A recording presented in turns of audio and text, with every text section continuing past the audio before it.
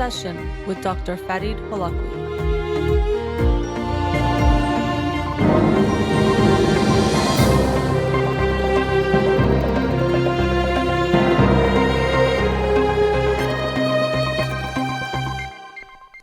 Good evening. Welcome to In Session.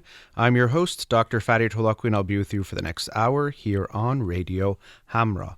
I'm on Instagram Live, so I'm not taking calls, but you can follow me on Twitter or Instagram or like my page on Facebook to get updates on the show or suggest topics or books for the program. And the shows are uploaded at the end of each week to my SoundCloud page and podcast on Spotify and Apple Podcasts. Let's get to the books of the week. The book for this week is 1,000 Brains by Jeff Hawkins.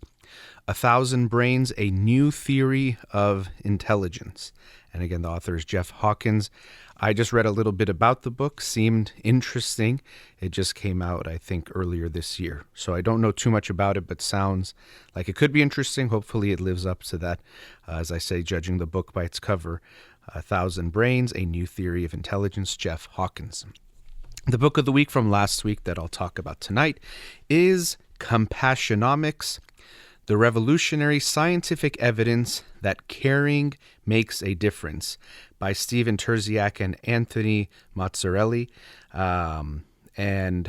This book is written by two medical doctors who also, Anthony Mazzarelli is, I think, in administration as well.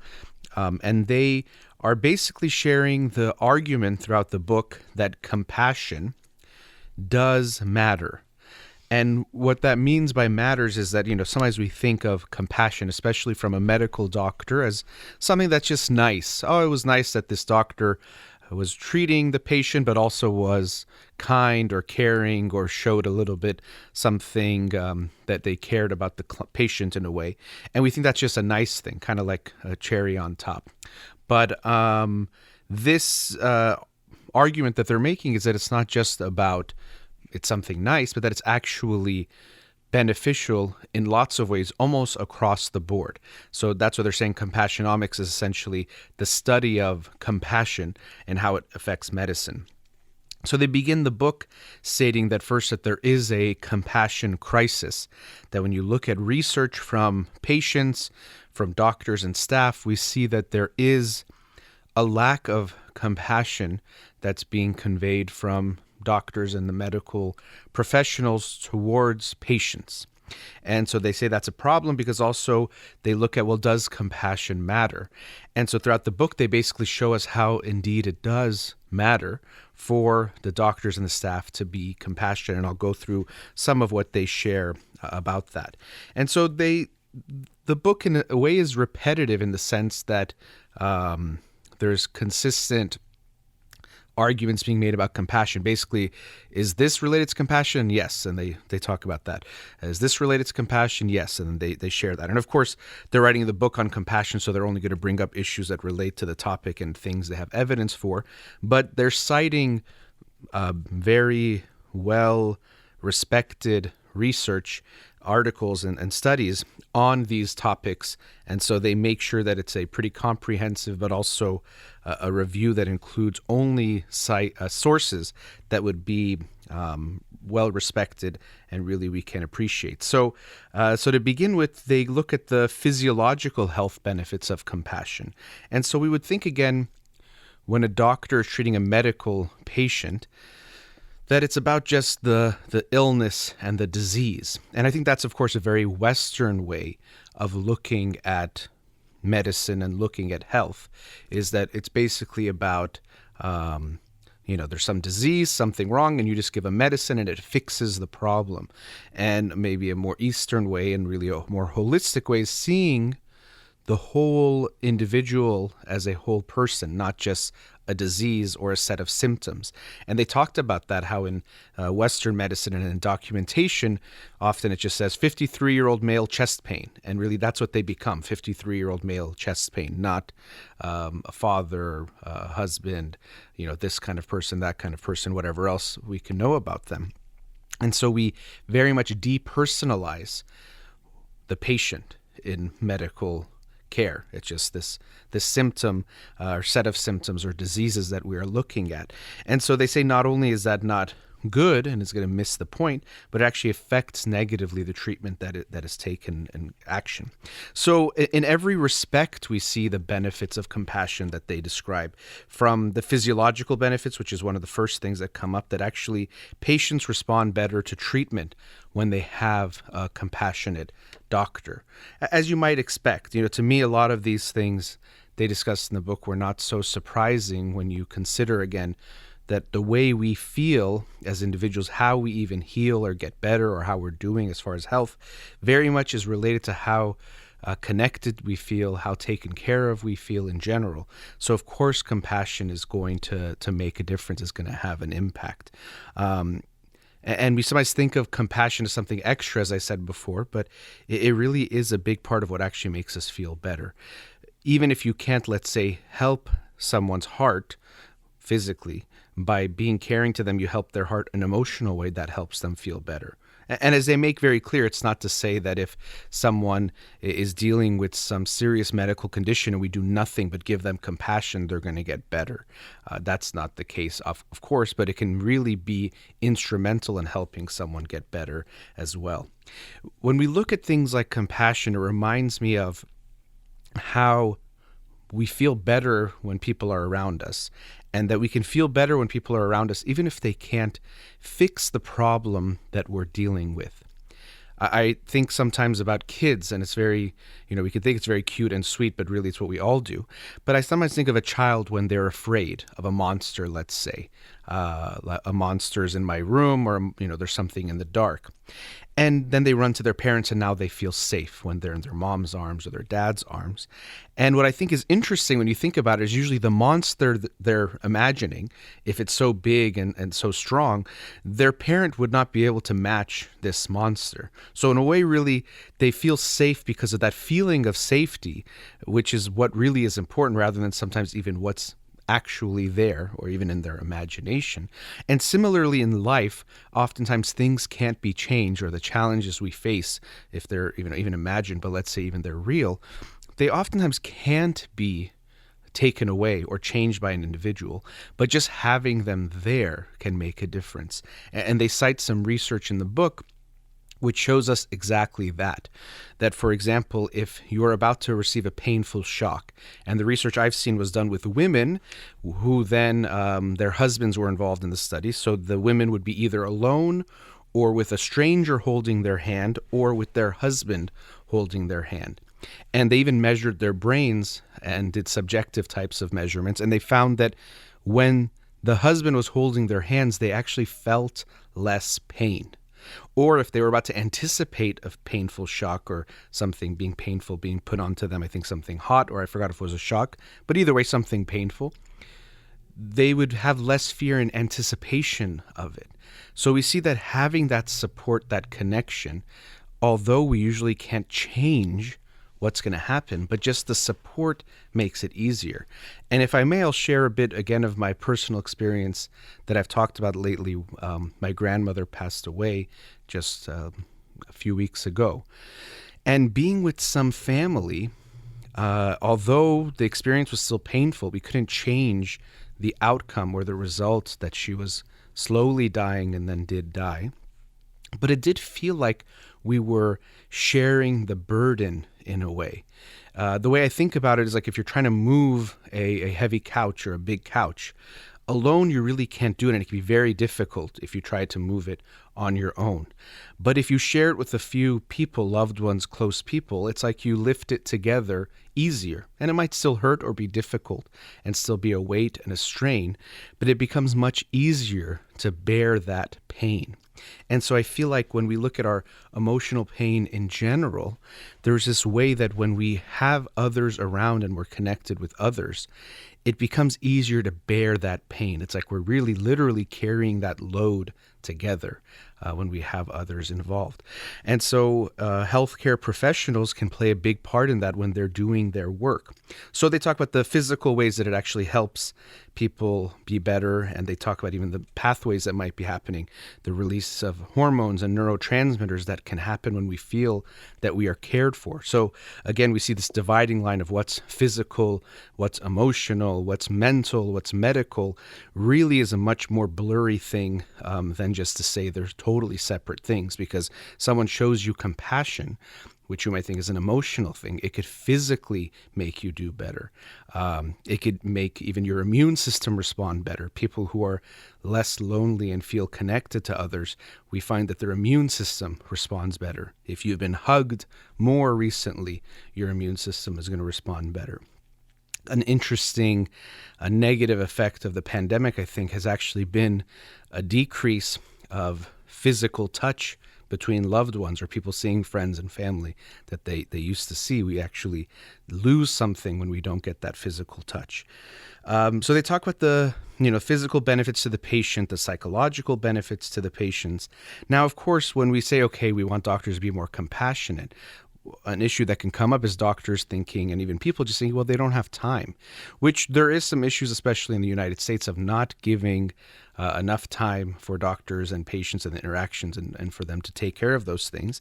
But what was really interesting was that they did some research where they would sometimes either instruct doctors to be a little bit more compassionate doing these things. Sometimes it was with real patients, sometimes with mock patients, or they would just measure different doctors' interactions with patients, see how patients rated it, see how different outcomes were measured. And what they saw was when the doctors were more compassionate, it wasn't that it took like 20 minutes longer. It was actually quite amazing. A lot of these studies found that 40 seconds was basically the difference between a compassionate response from the doctor or interaction with the doctor and the non-compassionate response. So as they say, 40 seconds is not something that a doctor can't spare, especially when it comes with these other benefits. But that was quite remarkable that it's just, even one of the chapters had that in it. It was about the 40 seconds, the power of 40 seconds. Basically that can be enough to make a huge impact in how the patient actually feels that the doctor cares about them, sees them as an actual person, and really values them and cares about them. They also make, I could have mentioned this earlier, the distinction. So empathy, feeling someone else's pain or being able to understand someone else's pain, they consider that the emotional part. To them, compassion is when you actually want to and actually take action to make someone feel better. So it has the emotional part of the empathy, but also the action as well. So we see that, as they explain, it's not that compassion takes a long time. So when doctors think they don't have enough time, and they really often don't, being more compassionate doesn't have to be something that means every patient is going to get an extra 2 hours of their time, or it's going to change completely the way they run their practice or the way they interact with patients. They also share how it cuts down on costs for the medical profession or overall health care, because we have better outcomes. One, so the patients do better. That's obviously going to save money. Also, doctors who are more compassionate, connect more, they actually order less tests and things. And so they share how there's sometimes this misconception that if your doctor really cares about you, they order all these tests and labs and things like that. And of course, sometimes they're very necessary, but often they're extra and not necessary, and they just bring up costs and actually time and all the things that we don't want when it comes to efficiency. And if doctors were to spend a little bit more time trying to understand the patient and the complaint and what was going on, as they discussed in the book, there wouldn't be a need to ask for all these additional tests. So when the doctors are more compassionate and connected to their patients, we actually find that healthcare costs go down. Also, they share lots of research showing that when our doctors are more compassionate and connected to their patients, less errors happen. So there's less mistakes that happen. And that, of course, saves a lot of money, but also saves a lot of pain and distress and even death in patients who don't get that compassionate care. So as they say, it even saves money, because as they discussed in the book, if you have a good suggestion but it costs more, unfortunately in today's world very often it might not get implemented. So they actually share how it would reduce costs, or it does reduce costs, when doctors are more compassionate. Now, of course, the patients benefit a lot, but they do talk a good bit about how doctors benefit too. And so there's lots of research that shows that when we are more compassionate, more giving towards others, more loving towards others, we feel better too. So of course, the individual receiving our compassion will feel good and enjoy that feeling, but we know it makes us the happiest that we can actually be when we're being compassionate and connected with others. And so they discuss how burnout is such a big issue when it comes to so many people, but especially in the medical field, where doctors can feel exhausted, stressed, overwhelmed, and they start to detach from their work. They start to feel like they can't take it anymore, feeling overwhelmed, and often it makes them either want to quit work or take a break or do things like that.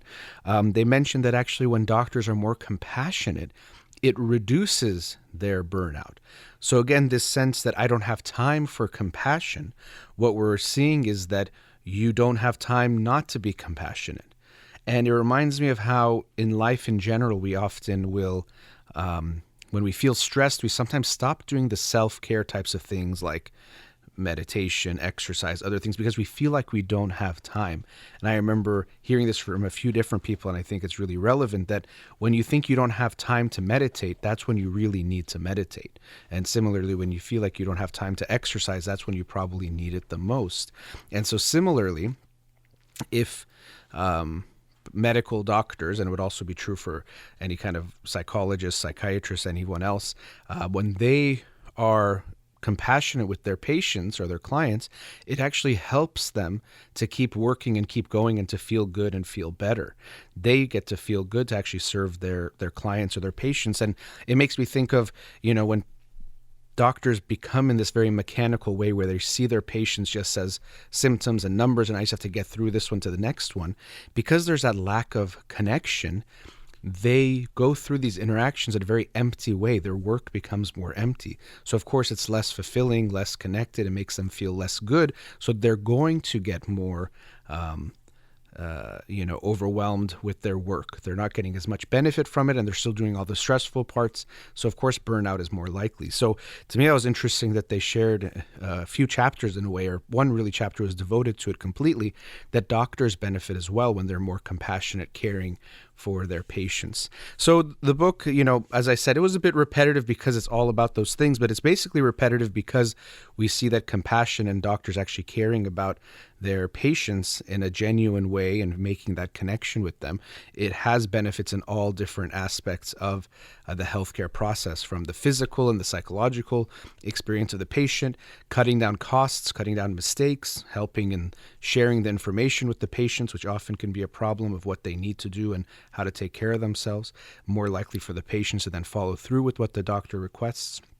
And also it's better for the doctors as well.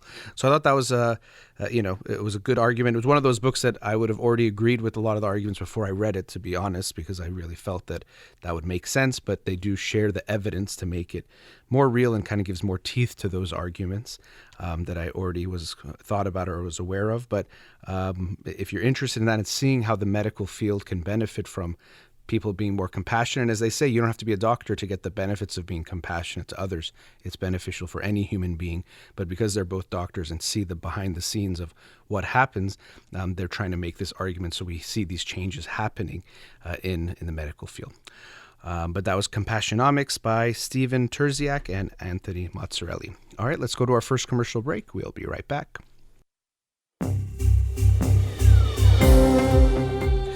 Welcome back.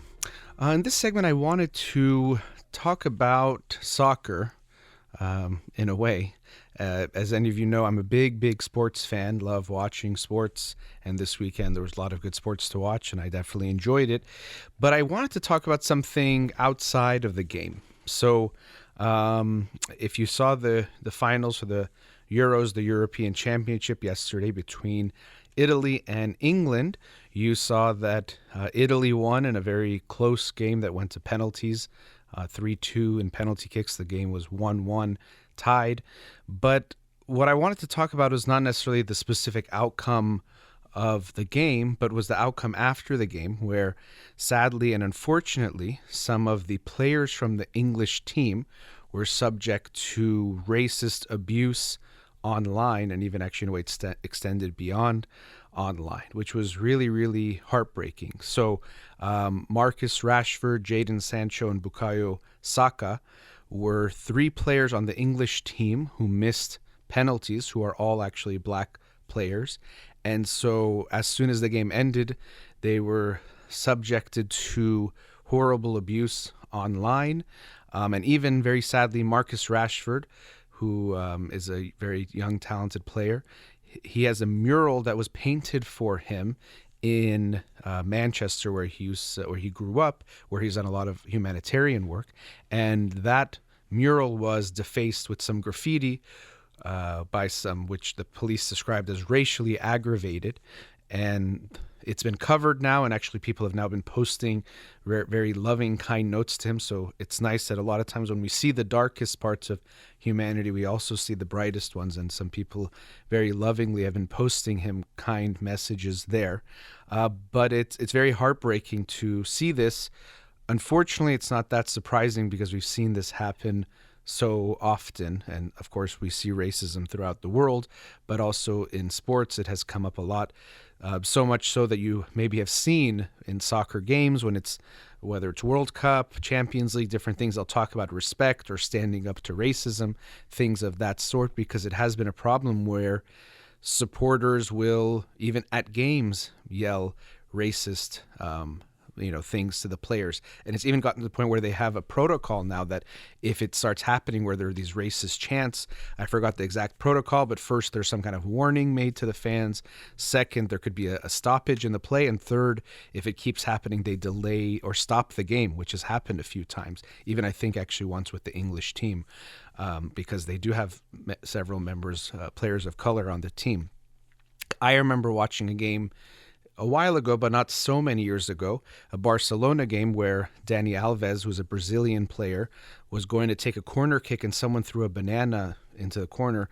He actually kind of in a way of, I think he handled it maybe the best you can, a horrible situation like that. He picked up the banana, peeled it, took a bite and threw it, and then made the kick with still a piece of the banana in his mouth, chewing on it.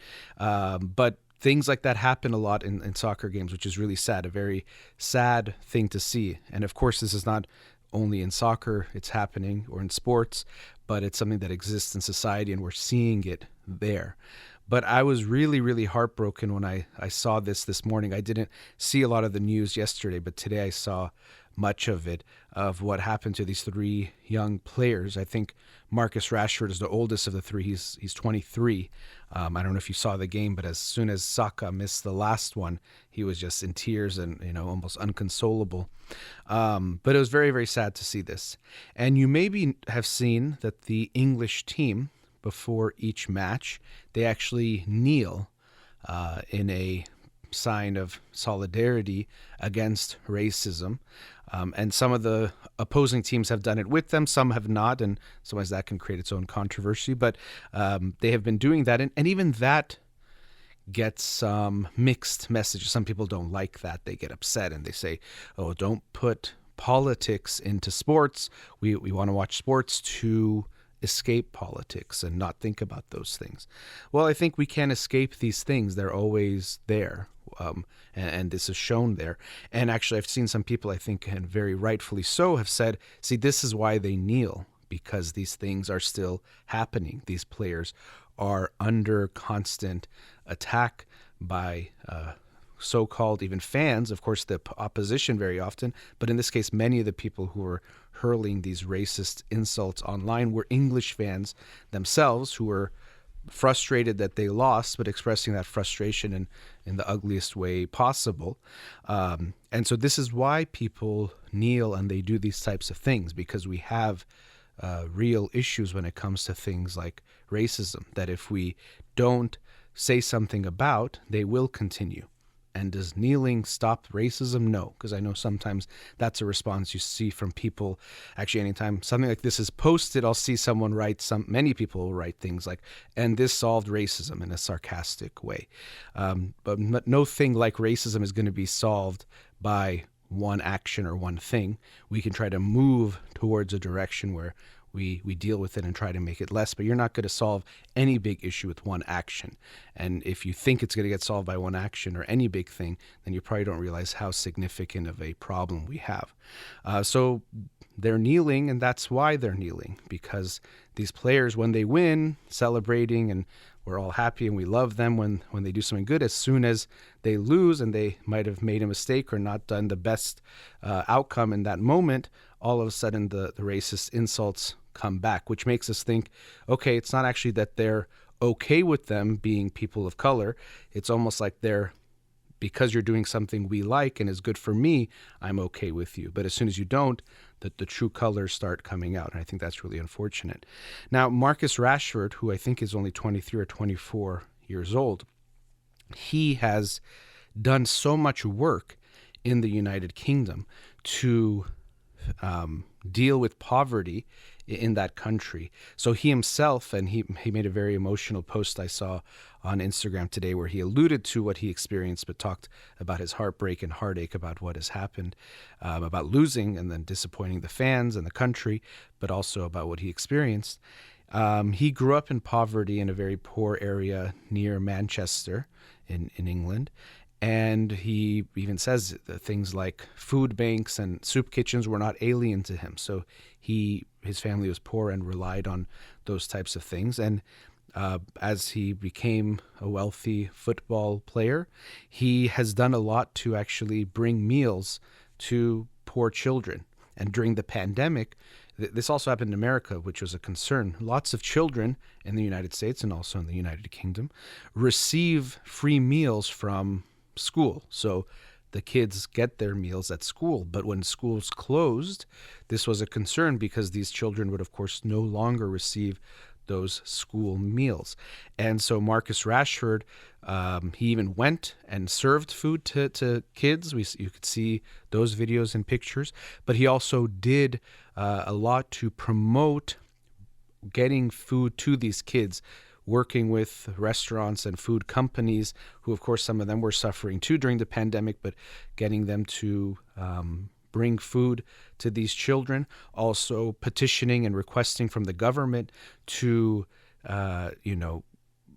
put funding that would go towards that. And the government went back and forth on this, but it was putting a lot of pressure on them to create bills and funds to then send money to these children or to provide for the people who were facing poverty and who are not receiving meals during the pandemic.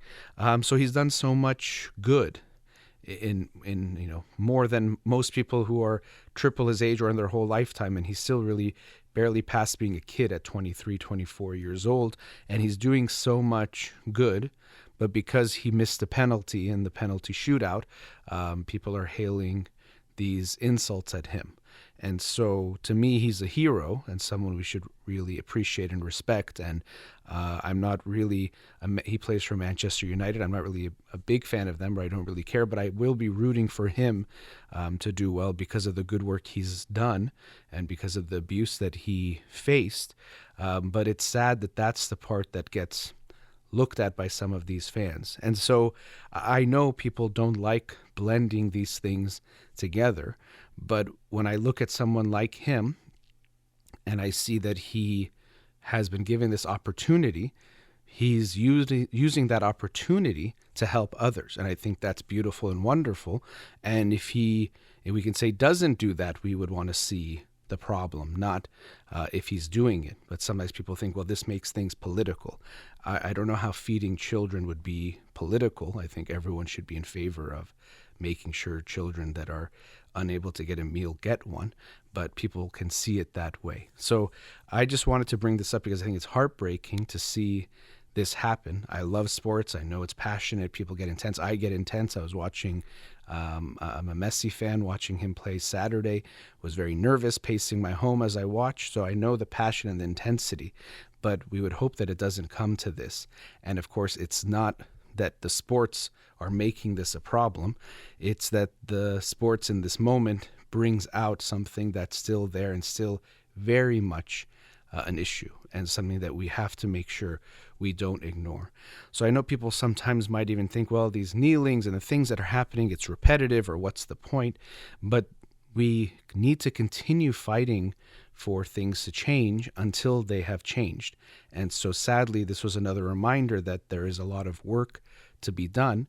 And I hope a reminder to those who detract against people who make statements in different ways and they say, why are you doing this? Or just focus on, the task at hand, let's say playing a game, that they need to do this. It's important for them to do this. I'm reminded of a couple of years ago, someone told LeBron James, shut up and dribble, that he shouldn't talk about race and racism.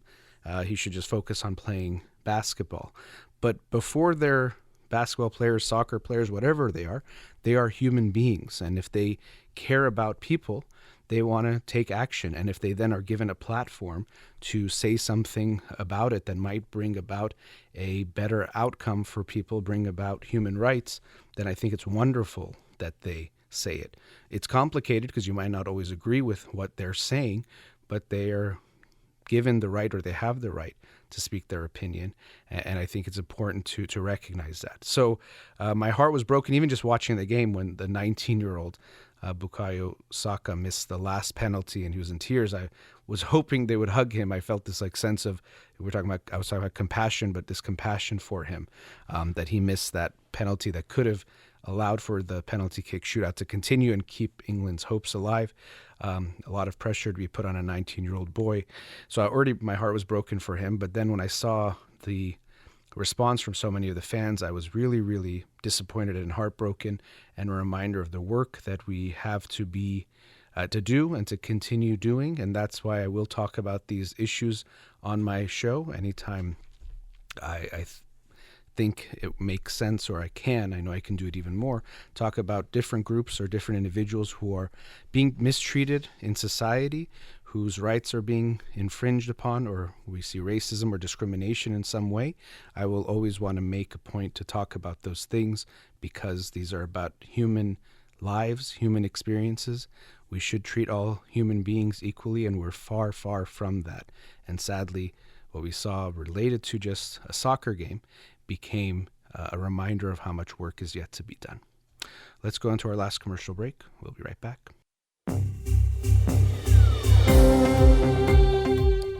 Welcome back. So during the commercial break, I got a question on the Instagram Live from Amir Arsalan 15 from Calgary, Alberta, Canada, about breakups. So he was asking me to talk about healthy coping mechanisms during breakups or separation. And also he mentioned something before about how we can go through breakups and things like that. So that's a great question. And I said this to the audience on Instagram Live quickly that, going through grieving of my own, losing my grandmother to death, we through life go through different grieving processes. Now, sometimes it's from death, but sometimes relationships end, which can be a type of death in its own. I think usually it's better not to be in communication with someone after a breakup. So if you do that, in a way, that person might be in that way, the way you were related to each other, no longer in your life, or at least they'll no longer be in your life the way that they were. So it can be a grieving process. So when people ask about, or we think about these things, how to go through a breakup, the first thing that comes to my mind is we have to try to realize, what is my intention if I'm going through something like this? Unfortunately, many people's intention is, how do I get happy again? Or how do I feel good again? And they make that the goal. How do I feel good in the quickest amount of time becomes the goal. And of course, feeling good is not a bad thing. I wouldn't be against that. But unfortunately, what it does is it makes us think the mindset is just make yourself feel good as fast as possible, even if that might mean cutting corners or getting away from my healing. I'm focusing on just feeling good. And people around us will encourage us to do the same thing. Even when it comes to death, or when it comes, whatever it is, a breakup, they will quickly tell us, oh, don't be sad anymore. If it's in death, they might give us a reason why. In breakups, they say, oh, you shouldn't, be sad. It's good. If the relationship didn't work, you shouldn't be sad anymore. So we get this message a lot from people around us, from social media, and maybe ourselves, because we don't want to feel bad, that I shouldn't be sad. I should find a reason not to be sad. But I don't think we should make that our goal. yes, eventually we want to heal and we can get back to whatever normal is or start feeling good again. But what we want to actually do is make sure we go through a healthy healing process, which could take time, and we don't know exactly how long it's going to be. What also comes up related to this is I see sometimes in celebrity news, but also in people's lives in general, that if two people break up, people try to pay attention to who is happier fastest. And even sometimes who's dating again faster is somehow quote unquote winning the breakup. Oh, she has a boyfriend already, he doesn't, she won in some way. When that necessarily has nothing to do with healthy processes or dealing with things the best way. They could be actually avoiding their feelings and trying to date someone else as a rebound or just to mask their own pain or their own sadness. So again, we need to remove that the goal is just to feel good or who moves on fastest or who moves on in a way that we think looks cooler or better or something like that when it comes to a breakup. I've even worked with people and they said, oh, me and my girlfriend or me and my boyfriend, we broke up and I didn't even cry, as kind of like a badge of honor to describe how strong they are, proof for how strong they are. But if you're in a relationship that is a lengthy relationship and you pour your heart into that relationship, try to make it work, are emotionally intimate and vulnerable with that person, you should feel sad when it ends. It makes sense and it's almost necessary for you to feel sad. There are some instances where people might feel different. One thing I've noticed is if people have been trying to get out of the relationship for a while, but maybe couldn't take the step or more than likely didn't really have the courage to take the step or felt bad or anxious about taking it, sometimes it's like a prolonged goodbye where they've already broken up for a while. So that happens sometimes, but in the majority of cases, when we have a breakup, it is expected and almost healthy to feel sad when you break up. So you should expect that to happen, and even we would want that. So if you tell me you broke up with someone after 3 years of being in a relationship and you told me I didn't get sad at all, I'd be very concerned. I wouldn't say good job. But unfortunately, people say, oh, that's great. If someone says, yeah, I just thought it doesn't matter and, life goes on and so I'm good, I didn't even get sad for a little bit. And most people will praise you for that, or people might even put that on social media to talk about how strong they are. But to me, that's not a sign of strength. So the first thing is to recognize that when you're breaking up and you're grieving the loss of a relationship, you should make sure, first and foremost, as is always the case, to let yourself feel what you're feeling and to pay attention and try to understand what you feel. Don't try to make yourself feel something. Look at what you're feeling, try to understand it. And the sadness is usually the first feeling that's going to come up. We get attached to people. That's part of human relationships, and romantic relationships in a way uses that wiring of our, attachment to our loved ones, attachment to our caregivers. And now we have this with this person. And when you're attached, when you rip that apart, of course, it's going to hurt. It in a way, it's supposed to hurt. And that pain is in a way the cost we pay in wanting to get close and wanting to create a healthy relationship. It's the cost and the risk that we pay. And actually, even death is that same thing. When I cry about my grandmother, it's because I loved her so much. It's not something that's coming from a bad thing. It's coming from the pain of losing someone that you loved very much, that you created memories and connections with. And memories and those things are beautiful things and the most beautiful parts of life. But of course, when we lose the person that we created those memories with, it's going to hurt. So to me, each tear is like a testament to that love. It's not something bad. So if you cry during a breakup, you shouldn't think of it as something weak or bad. It's something that shows that you cared about someone. And sometimes even people think, oh, well, the person's not worth my tears, sometimes if they're angry at the person. But when you cry, you're not giving them. Sometimes people, it's almost like they feel like every tear you take then gets sent in the mail to that person and they get money for it. No, the crying is part of your healing process. You're crying for you, not crying for them. You might even be crying about the relationship ending, which might seem it's about them, but it's about your pain of what you're going through. If you, fall on the ground and scrape your knee, it's not about the ground that you're bleeding or you're trying to heal your leg. It's your leg that's in pain that they're focusing on. So don't think of it as you're giving the person something. Let yourself be sad. But pay attention to what you feel. Now, a lot of things are going on when you break up. Of course, the memories and what you had and having that person very much can make you sad. Oftentimes what people might not be as aware of when they're going through a breakup is you're also grieving the dreams that you might have had with that person, or the goals and the things you might have done if you were especially in a serious relationship. Often in a serious relationship, if you're, let's say, not married, or even let's say if you're divorced, but if you are married and getting a divorce, let's say if you haven't had kids together or you haven't gotten married, you think about those things and you've imagined those things. So those dreams are dying too, which can be very sad. You have to grieve those as well. Or we were going to have kids together, or go here together, go there together. Those things also will be things that you'll have to grieve and might make you sad for a while to slowly let go of those dreams that you thought were going to be part of your life, were going to actually be a reality, and now you find out you're waking up from that dream. It's not going to happen for you. So that's another thing that will come up. Now, you also want to notice what you're feeling and how much you're feeling, because breakups are going to bring up relationships in general, but breakups are also going to bring up some of your issues or feelings that you have.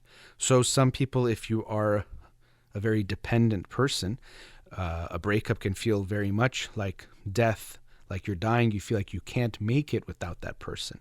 Now, initially you might feel that in a lot of breakups, and that can be okay. But if you keep feeling that way, that's something that you want to be aware of or notice. Am I feeling like I can't survive with this person?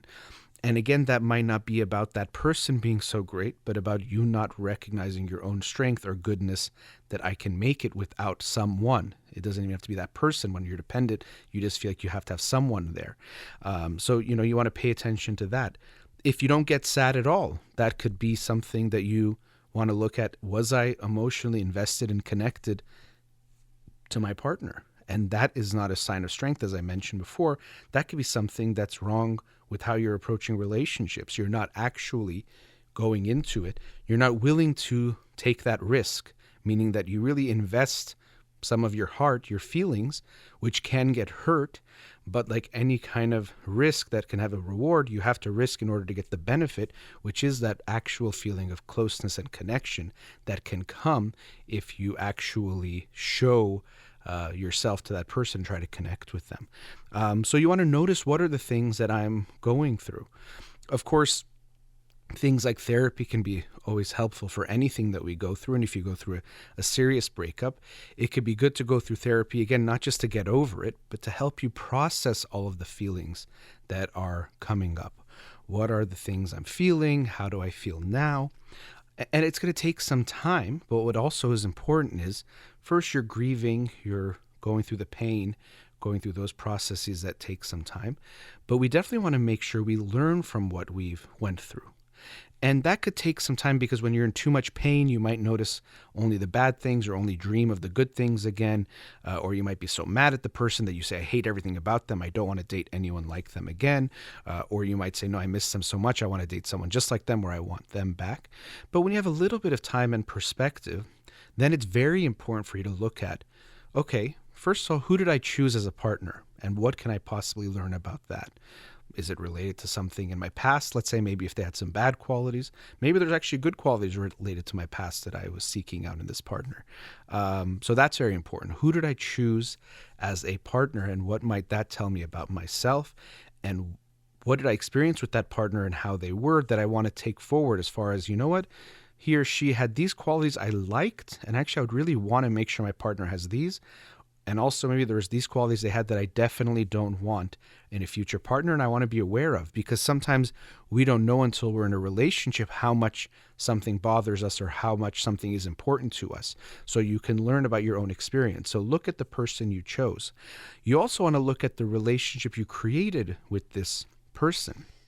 So oftentimes, as Eric Fromm says in The Art of Loving, we think of the only goal or the most important thing when it comes to love is finding this right object to love. And if you find your Prince Charming or Princess Charming, the rest is happily ever after.